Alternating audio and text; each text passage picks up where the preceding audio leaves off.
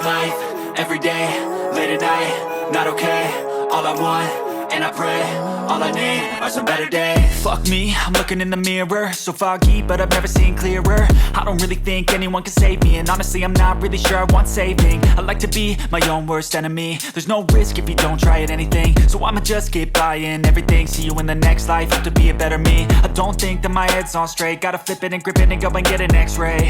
What's wrong with me? I just feel weight pushing on my chest and it squeezes till I suffocate. Better change my mindset, meditate. It's pretty cool that I'm alive and have better days. I could walk, see, hear, I should celebrate.